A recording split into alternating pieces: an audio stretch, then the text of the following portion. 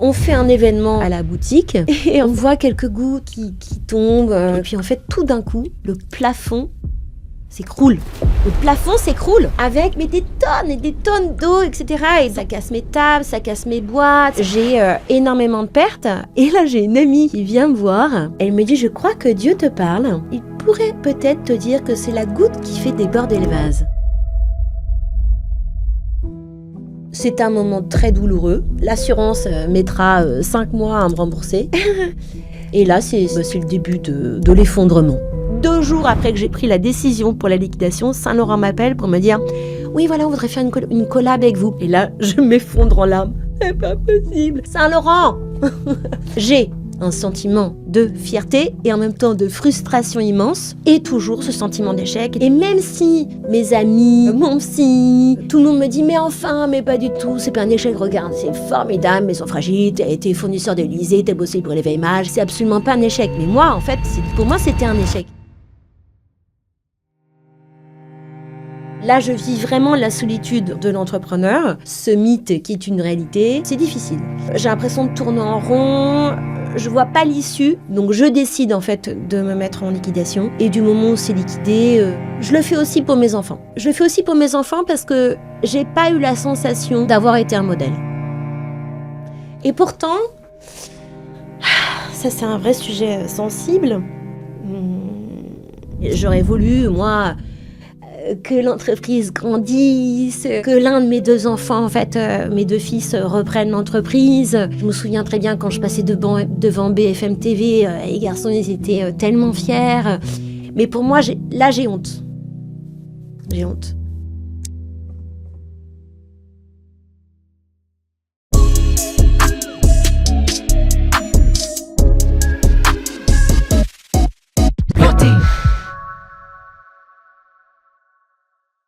Bonjour, je suis Marie Castel, fondatrice de Maison Fragile.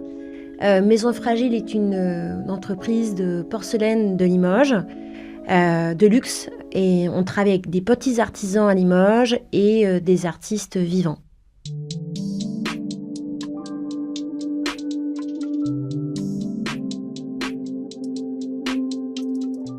On est en 2016, 1 an après les attentats du Bataclan, de Charlie. Et moi, j'ai été très troublée par tout ce qui s'est passé. Je suis une républicaine vraiment dans ma chair et dans mon cœur. Et vraiment, moi, toutes les valeurs républicaines, liberté, égalité, fraternité, c'est en moi. Et évidemment, je suis sensible à toutes les marques du Made in France qui me touchent beaucoup. En 2016, je travaille dans une agence de publicité, communication, et je passe beaucoup de temps, beaucoup trop de temps, sur des films de 30 secondes. Et en fait, je vois pas le sens. En fait, j'ai l'impression que ça ne sert à rien. Et surtout quand je demande à ce qu'on grossisse le logo et qu'on met beaucoup de temps à grossir un logo pour des films pour des vieilles personnes, je comprends pas le sujet et voilà, je m'essouffle.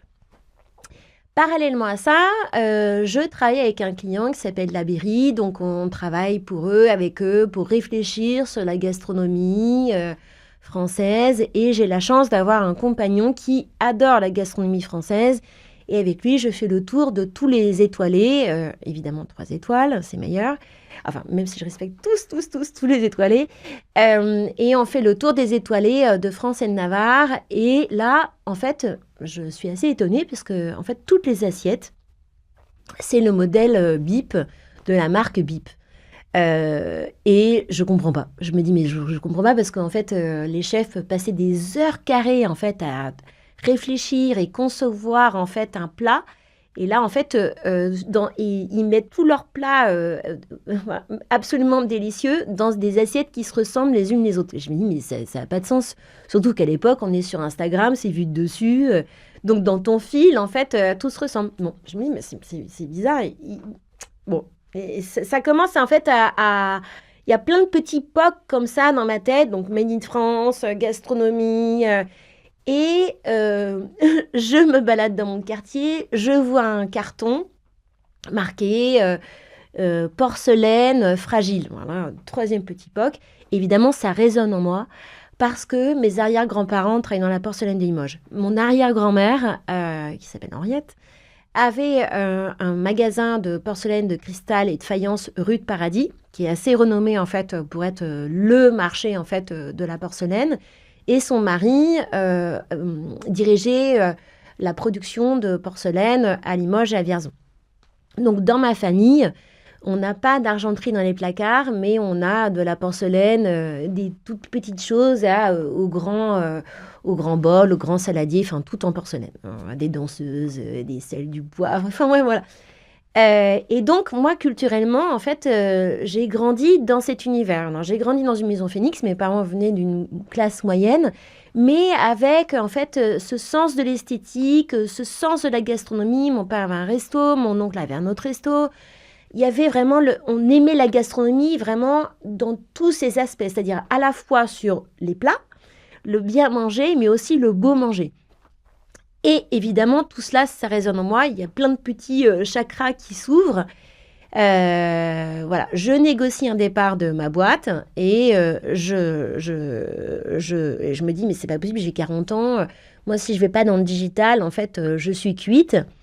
Et je fais un master en e-commerce à Dauphine.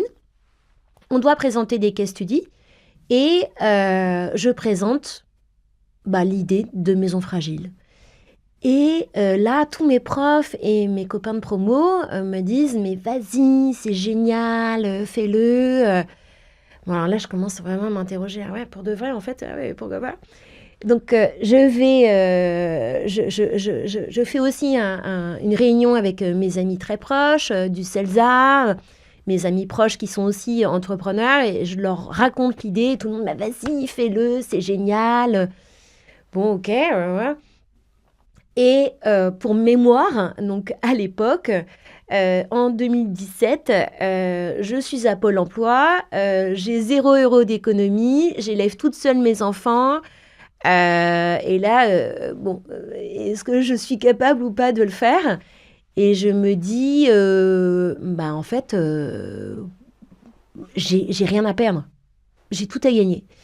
Et d'ailleurs, merci beaucoup Pôle emploi, parce que grâce à Pôle emploi, enfin maintenant France Travail, on peut lancer des entreprises et ça, c'est assez merveilleux.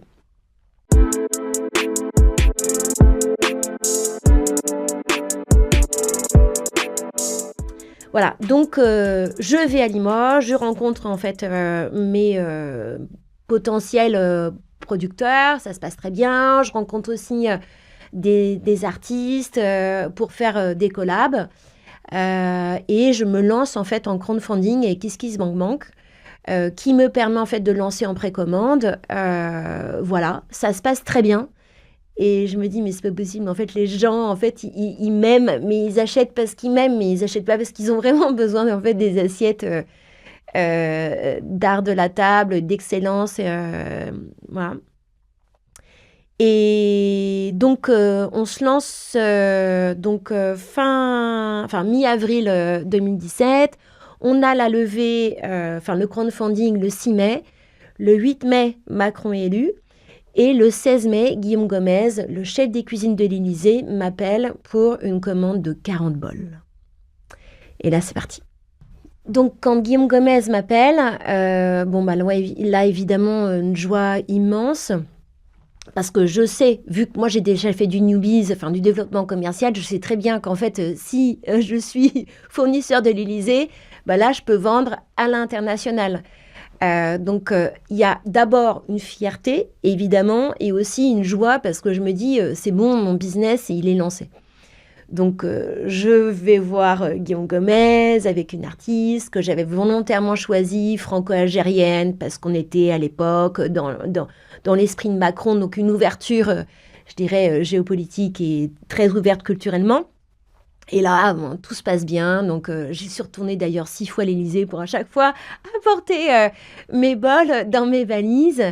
Et le jour, en fait, où je signe, en fait, cette commande pour les bols de l'Élysée, tout se passe très vite. C'est-à-dire que là, je rencontre Sarah Andelman qui me fait une commande, en fait, pour Colette avant que Colette ferme. Le Bon Marché m'appelle en fait pour ouvrir un stand pour Noël. Et là, les bols se vendent, j'allais pas dire comme des petits pains, mais un petit peu. Là, j'ai une commande pour des grands hôtels. Je suis en concurrence avec le leader de la porcelaine de Limoges et on gagne. Et là, tout s'enchaîne, tout très vite. C'est assez grisant. Euh, j'ai aussi parallèlement des collaborateurs. Je commence à monter une équipe.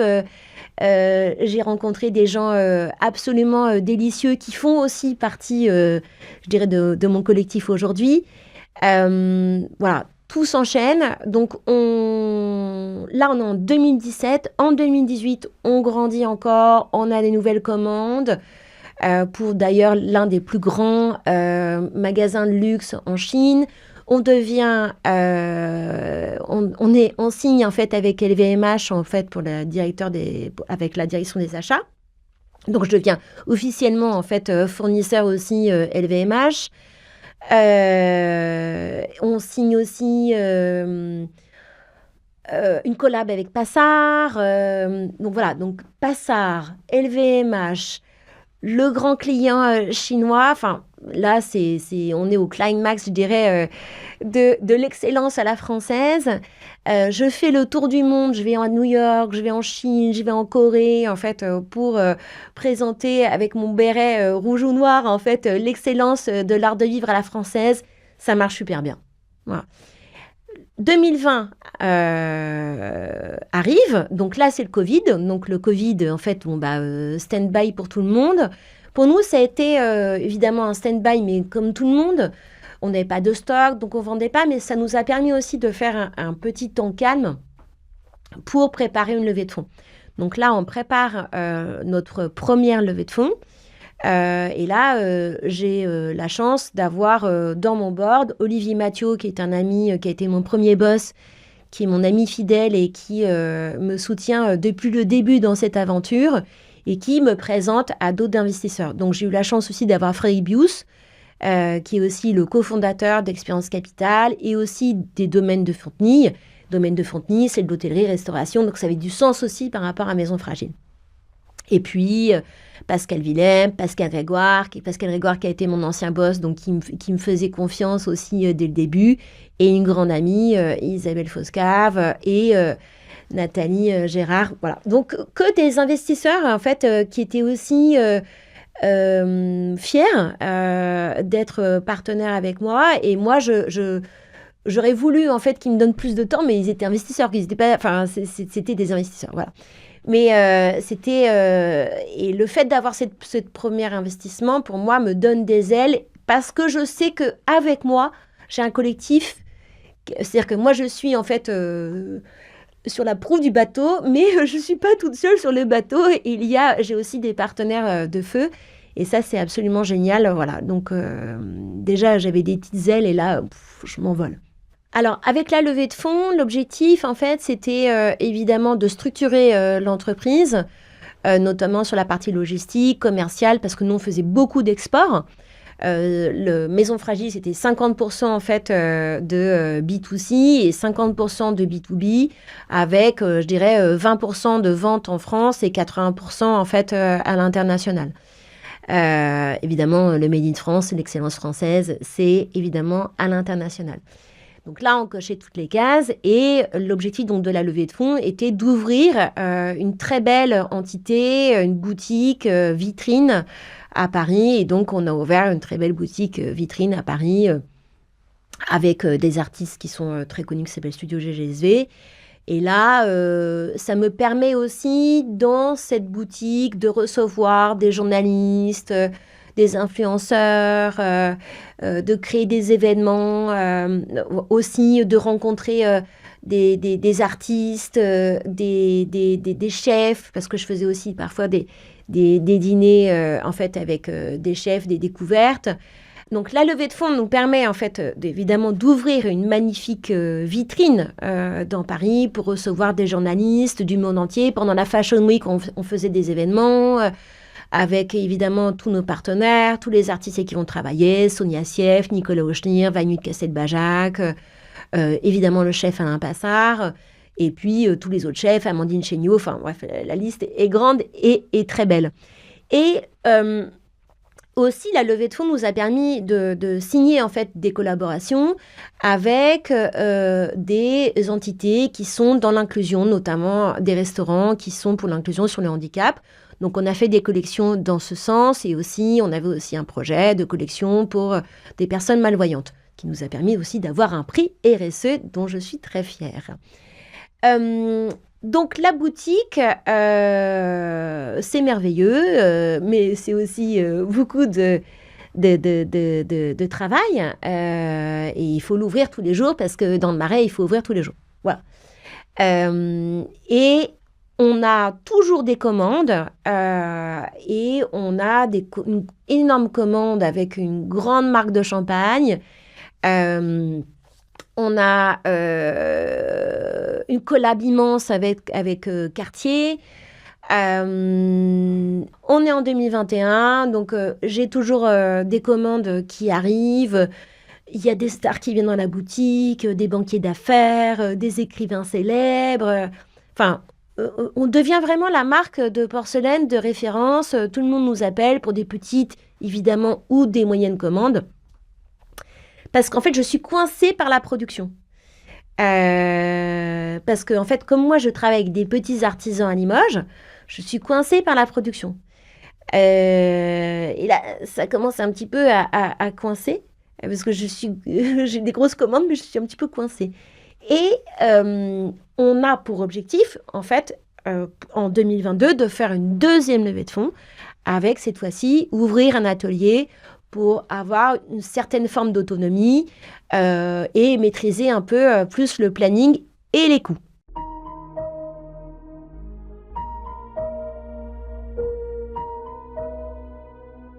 Donc 2021, donc on monte, toujours avec notre carnet de commandes qui n'arrête pas d'arriver avec les plus grandes marques quand même du monde, hein, les VMH, Cartier, voilà. Et Annus Horribilis 2022. Je suis en randonnée à la montagne avec des amis et là, nous sommes quand même dans un contexte géopolitique très tendu. C'est le 23 février 2022. Je suis en haut d'une montagne. On vient d'arriver avec la raquette. Là, j'essaie de me connecter avec mon téléphone. Il n'y a pas beaucoup de réseau. Et là, je reçois une notif du monde comme quoi, en fait, la Russie envahit l'Ukraine. Et là, en fait, tout le monde est content d'être arrivé au pic. Et moi, pour moi, c'est la cata. Parce que je sais deux choses. Un, que quand il y a des problèmes géopolitiques, c'est jamais bon pour l'export. Deux, quand il y a des problèmes géopolitiques entre la Russie et l'Ukraine, en fait, on va avoir des gros problèmes d'énergie. Et moi, en fait, pour faire une assiette décorée, c'est 4 à 6 cuissons pendant 8 heures entre 1200 et 1400 degrés. Donc, énergie, surexploitation de l'énergie. Et là, c'est la cata. Ce jour est un jour noir parce qu'évidemment arrive tout ce que j'avais malheureusement imaginé. Donc tension évidemment avec l'export et en fait tous les artisans avec qui je travaille, enfin de toute façon moi et tout le secteur, hein, enfin on a tous souffert en fait de cette augmentation de 30% des coûts d'énergie. Et moi, je ne suis pas Hermès, je ne peux pas augmenter en fait mes coûts de production. Déjà, mes assiettes, elles sont entre 80 € et 120 € l'assiette. Je ne suis pas assez reconnue et pour pouvoir augmenter de 30% mes coûts. Alors déjà, on a une renta qui est complexe, mais alors là, il faut que je donne, moi, de l'argent. Là, ça n'a plus de sens. Ça n'a plus de sens. Donc, on se retrouve devant un problème de rentabilité. On se retrouve devant un problème de production, c'est-à-dire que moi, j'ai beaucoup de petits artisans en fait qui paniquent, qui sont vieillissants, qui ferment les boutiques, en fait, qui ferment leurs ateliers. Donc, on a un vrai problème de production, c'est-à-dire que je n'ai plus en fait d'outils de production possibles. Et je me rapproche de graines pour voir en fait comment on peut travailler ensemble. Et on échange pendant 8 mois sur comment on peut travailler ensemble, etc., etc. Donc, on a déjà un problème de renta, on a un problème de production, c'est-à-dire que moi, j'ai un outil de production qui est limité et de fait limitant, et je suis toute seule. Donc, certes, j'ai des investisseurs et des associés, mais high level, mais évidemment, ils n'ont pas le temps de s'occuper de moi. Et quand je vais à Limoges, le mardi, tous les matins, je suis toute seule. C'est-à-dire que le mardi, quand je me lève à 4h30 pour préparer le petit déjeuner de mes enfants, pour prendre le train à 5h15, je suis toute seule. J'ai 3h30 de train, je suis toute seule. Et le train qui est toujours en retard, souvent comme la production. Et je reprends le train toute seule. Donc là, je vis vraiment la solitude, en fait, de l'entrepreneur. Ce mythe qui est une réalité. C'est difficile. C'est difficile, en plus, j'ai l'impression, en fait, que je suis coincée, mes enfants grandissent, j'ai l'impression de tourner en rond, je vois pas l'issue, sauf de faire du made in ailleurs. Et là, trahir tout ce que j'ai construit pendant 6 ans.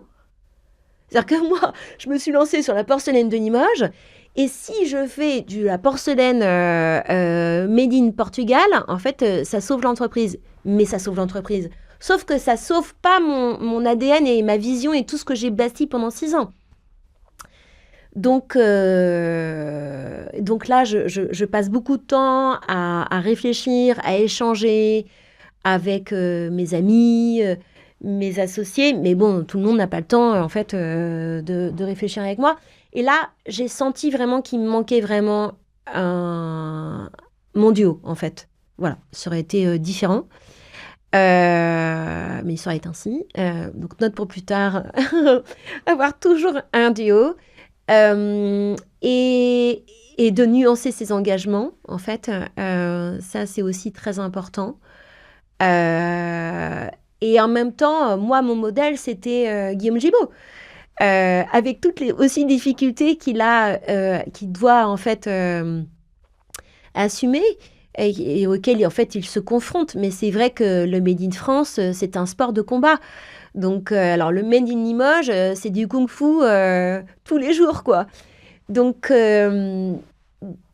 c'était ça le sujet. En fait, c'était est-ce que je continue en trahissant en fait toute l'histoire en fait sur laquelle en fait j'ai lancé Maison Fragile, ou est-ce que je sauve l'entreprise en faisant du Made in ailleurs?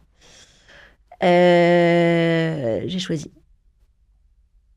Et j'étais aussi fatiguée en fait de tous les problèmes de production de production c'est-à-dire que moi j'ai des qualités dans le commercial, dans le marketing, dans la communication, dans le management, dans le développement, mais alors vraiment tout ce qui est logistique et production, waouh, c'est pas du tout mon métier. Et en plus à Limoges, c'est aussi culturellement assez complexe. Donc j'échange beaucoup avec mes pairs et j'ai la chance de rencontrer le propriétaire de Graines avec qui je discute pendant des mois sur un rapprochement, pas un rapprochement. Et finalement, Philippe Spour, qui je remercie vraiment aujourd'hui tous ces échanges. Et finalement, Philippe décide de ne pas reprendre Maison Fragile parce qu'il dit, mais déjà, je vais devoir céder de Graines à mes 4 fils. Ils ne peuvent pas et gérer de Graines et gérer Maison Fragile. Donc évidemment, je suis un peu déçue. Mais bon, la vie est comme ça. Et donc, je ne voulais pas décider toute seule, en fait, si on continuait ou si on arrêtait. Par respect aussi pour mes associés, parce qu'ils avaient mis des tickets. Et donc, on fait un premier conseil d'administration, on réfléchit à des solutions. Donc, certains étaient OK pour remettre des tickets, pour faire un bridge, pour ouvrir un atelier et avoir une certaine forme, en fait, d'ouverture et d'autonomie par rapport à la production. Et voilà, bon, on réfléchit. Et à ce moment-là, Je vais en Corée pour rencontrer mon distributeur coréen avec qui on faisait un pop-up avec Passard pour Louis Vuitton.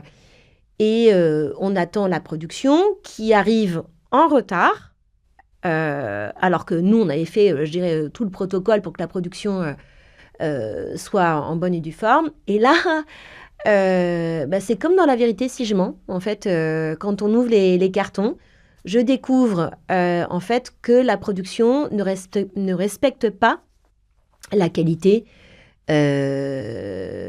prévue. Et là, je me transforme en dragon. Heureusement, j'étais en Corée et j'étais pas en France. Et là, en fait, je me dis, mais c'est pas possible. En fait, donc, quand est-ce que ça va s'arrêter, en fait, ces problèmes de production? Et là, ça rajoute, en fait, déjà à mes doutes ou mes convictions, en fait, d'avoir moi-même ma propre ligne de production. Je suis... En fait, moi, j'ai eu des clients...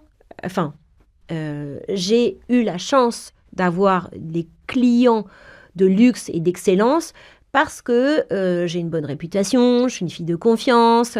Ils savent très bien en fait que je suis hyper fiable. Et donc, c'est comme ça que j'ai pu avoir LVMH, Cartier, l'Élysée, Passard. Voilà. Et moi, en fait, me retrouver avec des problèmes de production, en fait, pour moi, c'est une trahison immense, quoi. Enfin, je comprends pas. En fait, je comprends pas. Et en plus, moi, je me donne toujours à fond pour mes clients.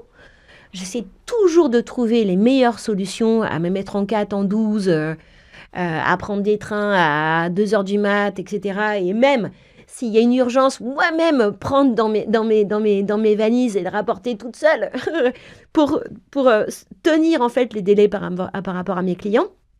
Et là, en fait, que la production arrive en retard et que les qualités ne soient pas respectées, alors là, pour moi, c'est un monde qui s'effondre parce que je ne veux pas que mes clients soient satisfaits.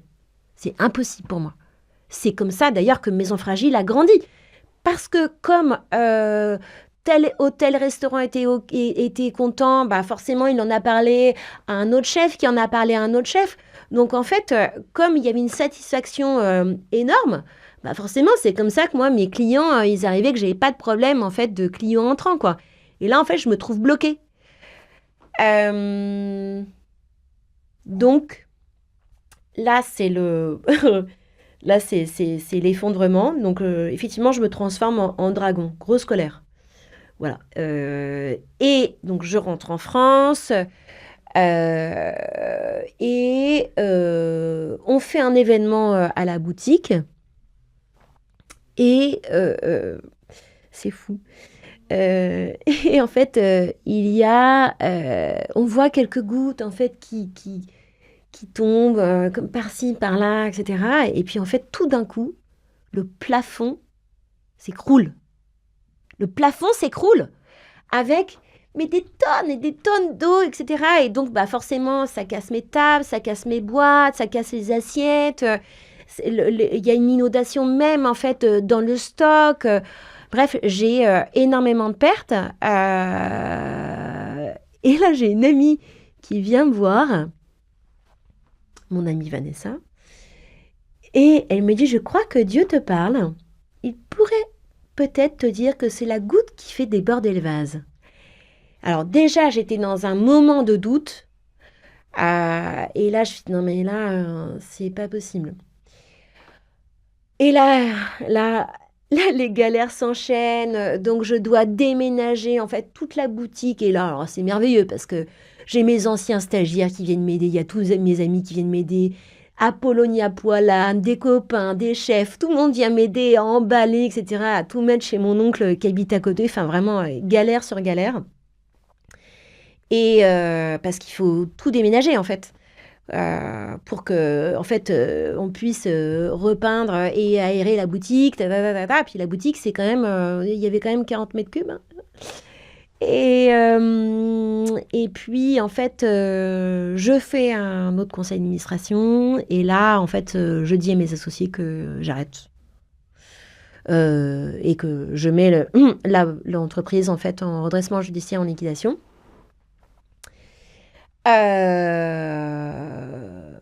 C'est un moment très douloureux. Et en plus, l'assurance mettra 5 mois à me rembourser. Et là, c'est le début de l'effondrement. Voilà.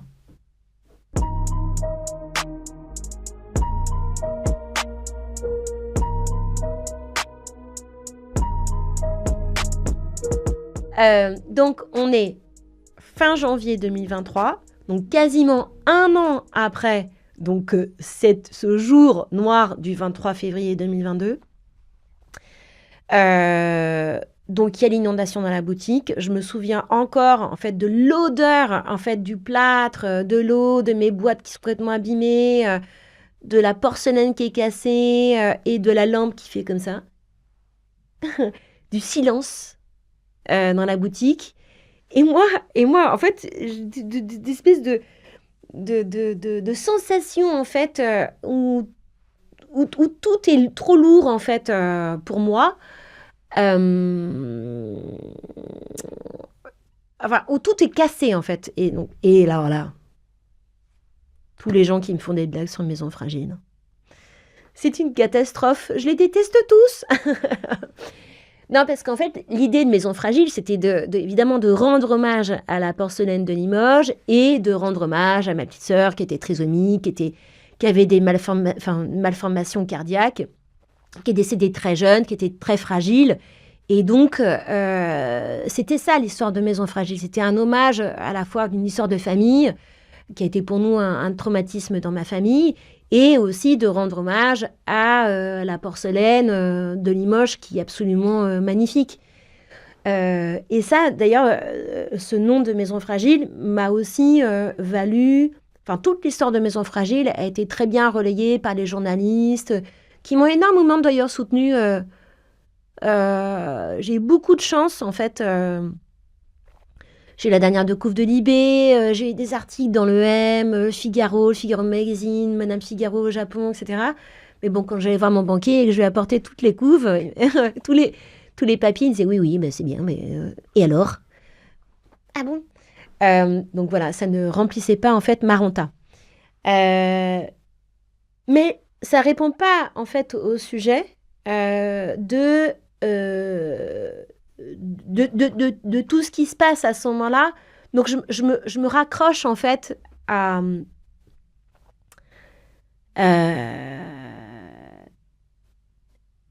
disons que, en fait, ce qui est très compliqué pour moi, c'est que j'ai des commandes avec l'une des plus belles marques de champagne. J'ai du réassort pour Cartier. Je ne peux pas les livrer. Mais une frustration immense. Une frustration immense. Et donc, là, j'ai besoin d'aide. Parce que, bon, là, j'ai besoin, en fait, d'aide. Et évidemment, donc, on me met en contact avec un avocat qui est absolument merveilleux, Marc, et qui me met en contact avec une entreprise, enfin, l'administrateur judiciaire, qui est assez exceptionnel. Et elle m'accompagne dans mes choix, dans mes peines, dans mes douleurs, dans mes incertitudes. Et à force de passer des questions sur mes incertitudes, je vois aussi très bien ce que je ne veux plus vivre. Et je vois aussi très bien ce que je veux vivre. Et en fait, je vois mes enfants qui ont grandi. Et je me vois, en fait, moi, où j'ai l'impression de ne pas avoir grandi. D'être un peu... d'avoir fait du stand-by. Même si, objectivement, évidemment, j'ai évolué, mais ça ne me va plus, en fait. Et en fait, l'administratrice judiciaire, donc Thévenot Partners, pour les citer, elles ont été exceptionnelles parce qu'elles m'ont beaucoup accompagnée. J'ai beaucoup, beaucoup pleuré. Parce que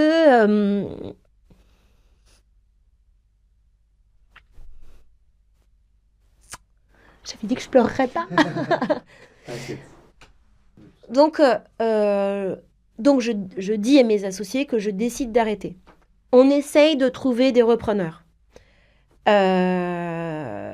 Ça prend du temps, évidemment. Et en fait, tous les repreneurs voient très bien que même si eux, ils apportent beaucoup d'argent, et même si la marque est très belle, bah, y a quand même toujours ce problème de production. En fait, on se retrouve en fait avec le même problème. Donc, problème de planning, problème de qualité de la production et problème d'outils de production. Donc finalement, bah, les repreneurs, en fait, il y en a pas parce que même si la marque est belle, en fait, on peut rien faire.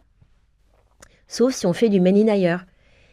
Et ça, bah ça c'est compliqué quand on s'appelle Maison Fragile et qu'on s'est lancé dans la porcelaine de Limoges. Bon, Euh, je rencontre, donc on voit des repreneurs et puis finalement comme il n'y a pas le repreneur et que en fait comme il n'y a pas la boutique pendant 5 mois et que l'assureur, il met 5 mois à me rembourser et que moi, je serais dans la cave de mon oncle, bah, c'est compliqué en fait pour vendre. Et puis moi, j'ai plus la foi. À quoi bon? Donc, j'ai plus la foi. Je suis fatiguée.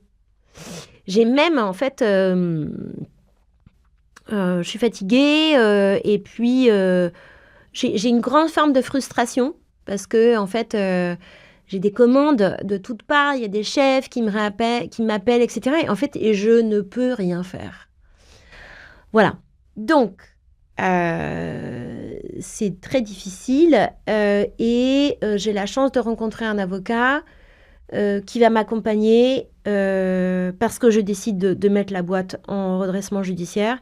Et en fait, et là, je découvre le monde du tribunal de commerce, du redressement judiciaire, de la liquidation. Et moi, j'avais très peur parce que je me disais, mais moi, je vais me faire dégommer, quoi. J'avais vraiment très peur d'être punie.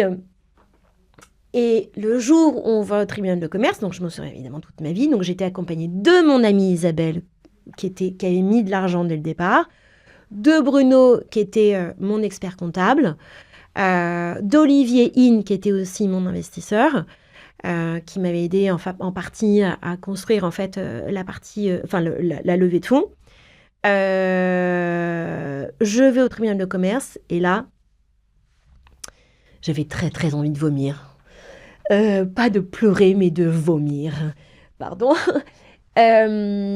Et là, j'ai très peur, en fait, d'être jugée, d'être balancée, en fait, dans un baril de pétrole avec des plumes. Et pas du tout. J'ai eu une chance absolument incroyable. J'ai raconté toute l'histoire de Maison Fragile. Et il y a eu toute une assistance, en fait. Et c'était le 8 mars 2023.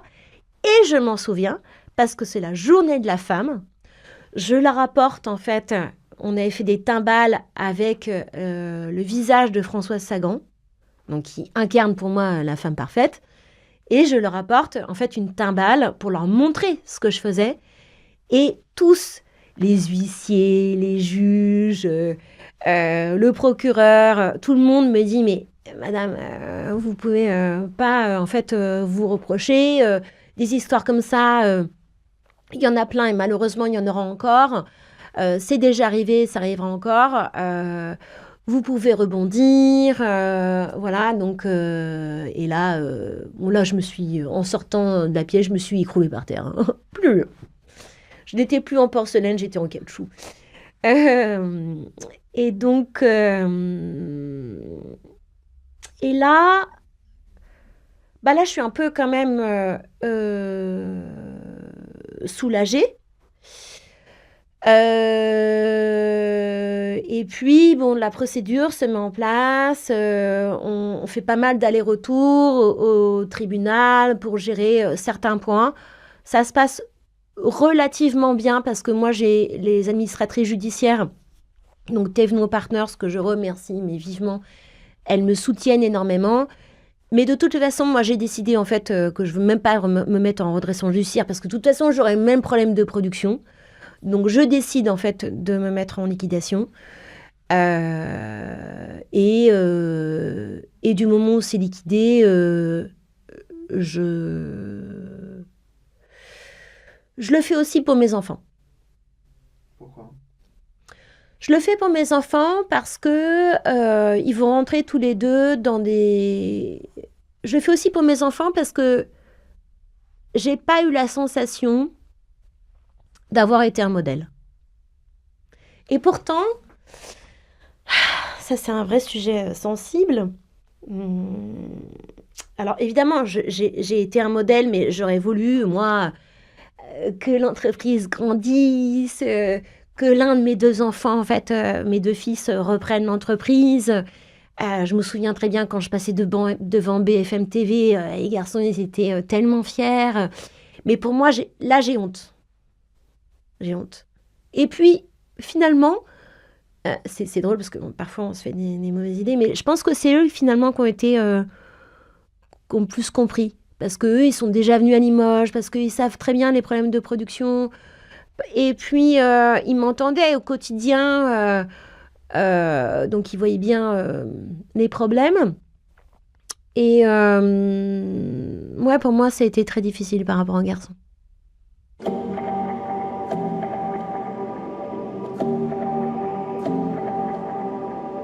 Donc, comme on avait essayé de retrouver un repreneur, mais que les repreneurs voyaient bien qu'il y avait un problème de production, donc on n'a pas de repreneur. Je décide de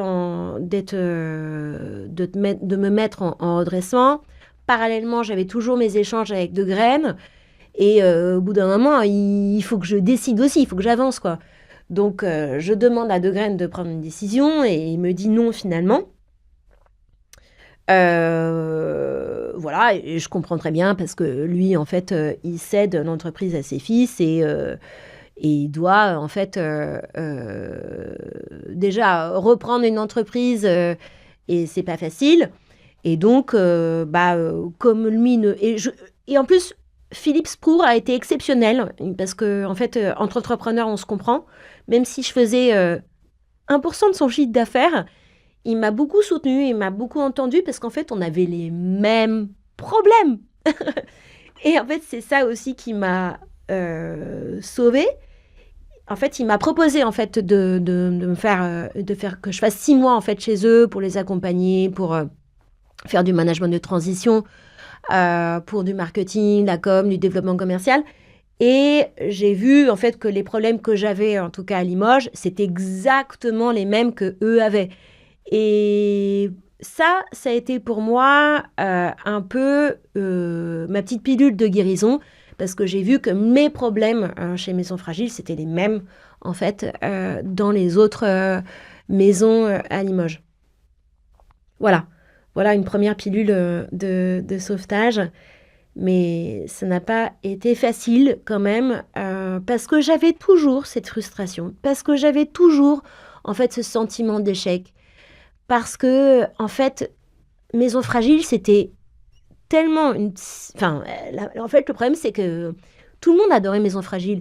Mes amis, ma famille, les journalistes, et tout le monde m'appelait « Alors, Maison Fragile, qu'est-ce qu'on fait ?» etc. Alors, les journalistes qui m'appelaient « Alors, ça va être quoi la prochaine collection, là, à Noël ?» etc. Des chefs qui m'appelaient toujours encore pour me faire des commandes, etc.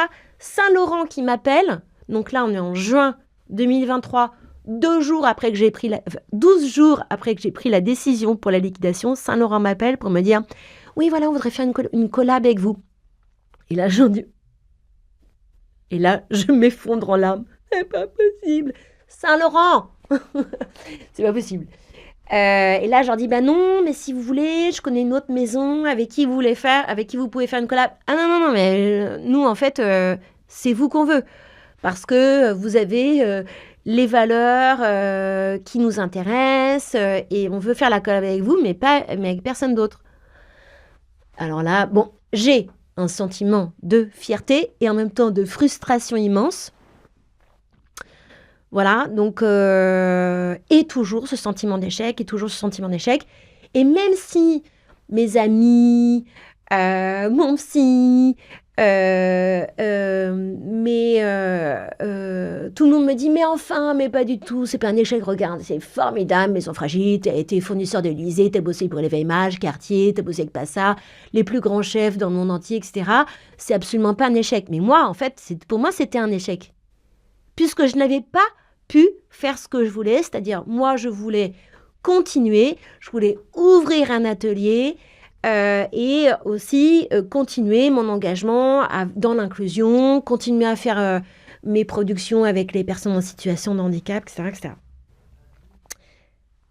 Ce qui a été le déclencheur, ça a été... et puis j'étais aussi très triste par rapport à ma famille. Parce que j'avais emmené mon petit frère, mon histoire, qui était graphiste. Donc là, il se retrouve en fait du jour au lendemain sans rien.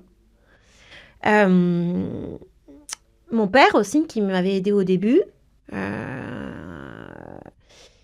Et là, en fait, j'ai l'impression de trahir la famille.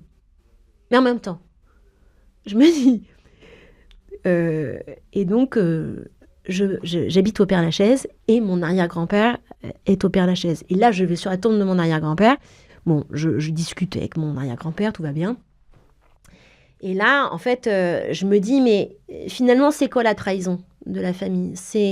Est-ce qu'il aurait mieux valu, en fait, que je fasse du Made in Portugal et continuer l'entreprise ou vivre, je dirais, et tenir mes engagements depuis le début en porcelaine de Limoges et ne pas trahir, je dirais, les valeurs de ma famille. Bon, j'ai choisi de ne pas trahir les valeurs de ma famille, mais aujourd'hui, si c'était à refaire, je ne l'aurais pas fait comme ça. Voilà. Voilà. Donc oui, j'ai eu ce sentiment aussi de trahir ma famille, mais je pense que tout s'est fait tellement rapidement, et comme j'étais toute seule, en fait, à tout décider, à tout porter, mais vraiment à tout porter dans le sens vraiment porter, quoi. Ça a été très compliqué.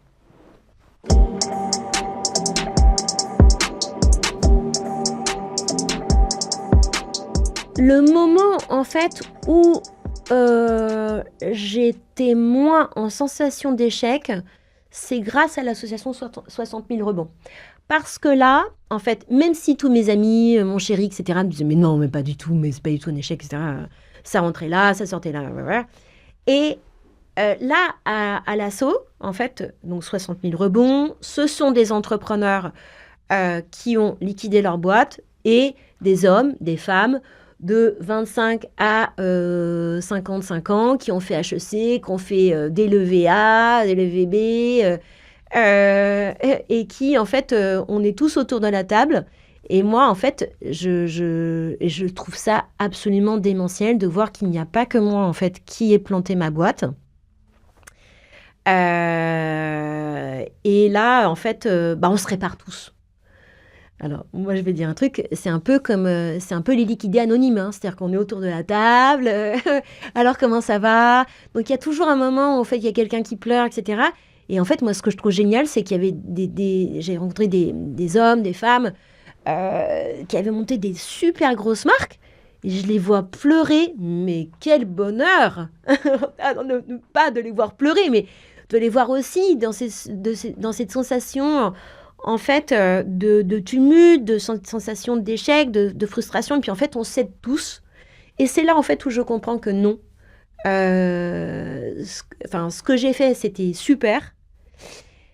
Évidemment, j'ai fait plein de trucs qui n'étaient pas super. Voilà, hein, je suis humaine, donc j'ai des qualités, j'ai des défauts. Et en fait, c'est vraiment en étant avec eux, avec mes pairs, PAIRS, les autres, en fait, entrepreneurs qui ont planté leur boîte, que je me répare et que je rebondis. Parce qu'en fait, quand on est entrepreneur, on peut se comprendre entre nous. Il y a comme une espèce de novlangue. En fait, on est tous complètement... on est tous travailleurs, on est tous courageux, on a tous de l'enthousiasme, on est tous un peu idéalistes, on est tous un peu naïfs aussi. Et en fait, on est tous portés par quelque chose qui nous habite. Et c'est comme une espèce d'alien, en fait, qui est à l'intérieur de nous et qui même si on a planté notre première boîte, on a quand même envie d'en remonter une autre. Parce que tous les matins, en fait, moi j'ai cette sensation-là, c'est un peu mon problème, c'est qu'il y a un alien tous les matins qui fait « Ah, remonte une boîte, mais non, je veux pas !» Et en fait, j'en parle avec les autres entrepreneurs, et en fait, on est comme ça, quoi. Bon. En ayant bien compris, en fait, qu'il faut nuancer ses engagements, bien évidemment. Donc ça, c'est 2024. Je veux bien du coup là qu'on évoque le rebond. Ah, et Donc en 2024, je me répare avec mes liquidés anonymes de l'association 60 000 rebonds. On s'entraide entre nous, on réfléchit en fait à comment trouver des solutions. Et puis après, faut manger, quoi. Enfin, donc, faut aussi trouver des missions. Donc, je trouve des missions, etc. On m'appelle pour des projets divers et variés. Et donc, je fais des missions. Et puis, arrive un moment absolument incroyable. Je suis contactée par un chasseur de tête qui m'appelle pour une mission pour du digital. Et là, cette chasseur de tête absolument charmante, elle me dit « Mais écoute, Marie, je suis vraiment désolée, mais en fait, tu vas avoir 50 ans. » Ouais, j'ai 50 ans. Et en fait, je ne peux pas présenter à mon client quelqu'un dans le digital qui a plus de 50 ans. Moi, je comprends pas, en fait, parce que moi, j'ai 50 ans, mais j'ai 12 ans dans ma tête, quoi. Enfin, je vois pas le problème. Enfin, bon, je le vois très bien. Et là, en fait, pour moi, c'est difficile, parce qu'il faut quand même que je retrouve des missions. Et elle me dit, mais quand même, il y a quand même un sujet, en fait, sur lequel tu es très engagée et tu es très légitime, c'est tout ce qui est RSE, inclusion. Vraiment, moi, je t'invite à creuser ce sujet parce que tu es quelqu'un qui aime tout ce qui est du bon sens, de l'engagement, tu es quelqu'un de très fiable. Donc, il y a vraiment, en fait, quelque chose, en fait, un domaine dans lequel tu peux creuser. Donc ça, on est... c'est simple, on est mai 2024, on est pendant le Festival de Cannes. À ce moment-là, en fait, il y a le film Un petit truc en plus commence à cartonner en France. Donc le film réalisé par Artus. Et il y a un bad buzz autour d'une certaine maison de luxe qui n'a pas voulu habiller l'équipe, etc. Bon, évidemment, j'en avais parlé. Évidemment, ça avait résonné dans mon esprit, etc. Je sors, je prends l'ascenseur, donc suite à ce rendez-vous avec le chasseur de tête, et vraiment, je sens tout le poids de mes 50 ans et de me dire, mais je vais jamais retrouver en fait un boulot structurant dans le digital. Je sors, donc c'est Avenue Montaigne, je sors Avenue Montaigne, mais vraiment avec ce poids de la douleur et toujours de cette sensation d'échec. Et là, je croise Artus, mais le pauvre, sur mon chemin. Et là, je lui saute dessus en disant « Mais formidable ce que tu fais, etc. Moi, j'ai une marque, Maison Fragile. J'ai fait plein de collabs avec le restaurant Le Reflet. » Il connaissait. Bref, on échange nos numéros de téléphone. Je lui parle évidemment de Mayan, qui est formidable, qui est la comédienne, etc. Bref, on échange nos numéros de téléphone. Et je lui dis « Mais c'est un signe, en fait. » Et là, le nouveau Petit Vélo donc, se met en place. Et en février 2025, je lance une agence de communication sur le thème de l'engagement, où là, en fait, j'essaye d'accompagner en fait, les entreprises et les entrepreneurs pour montrer en fait que l'engagement peut être associé à la croissance économique. Donc, c'est en gros, moi, je les accompagne pour tout ce qui est, je dirais, communication corporate, communication commerciale, mais avec engagement parce que je suis une entreprise à mission. 5% du chiffre d'affaires de mon entreprise est reversé à l'association que je soutenais déjà avec Maison Fragile. Et voilà, pour moi, c'est une suite finalement géniale de Maison Fragile. J'ai gardé en fait, je dirais, le sucre et l'ADN de mon entreprise, qui est l'engagement par rapport, je dirais, au sens. sans les problèmes de production. Alors, Maison Fragile, c'est une aventure très personnelle parce que c'est aussi mon histoire familiale. Donc, et c'est évidemment une histoire professionnelle. Alors, mon premier conseil, c'est non. Ne lancez pas une entreprise en famille. C'est très compliqué. Surtout, c'est compliqué. C'est possible, mais c'est compliqué. Ça, c'est...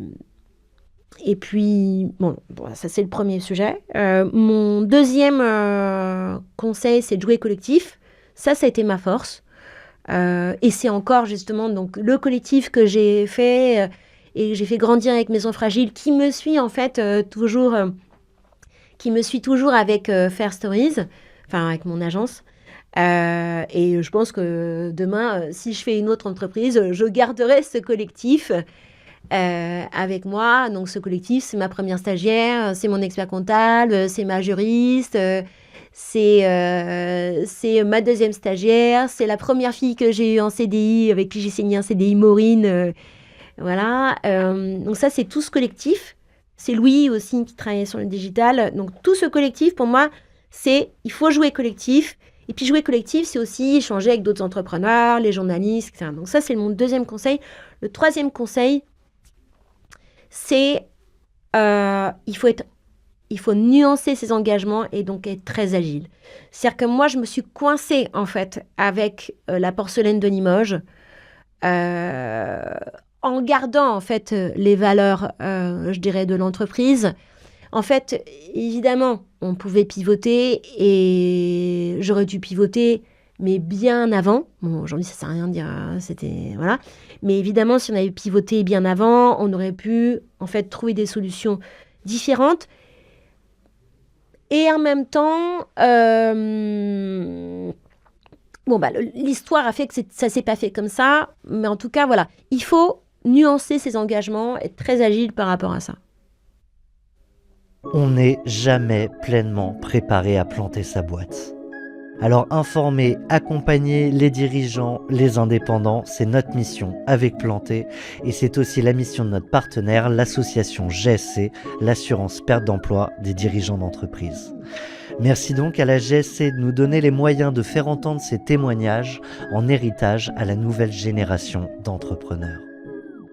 Au fil des épisodes, vous aurez au moins une certitude. Quand on plante, on repousse. Planté.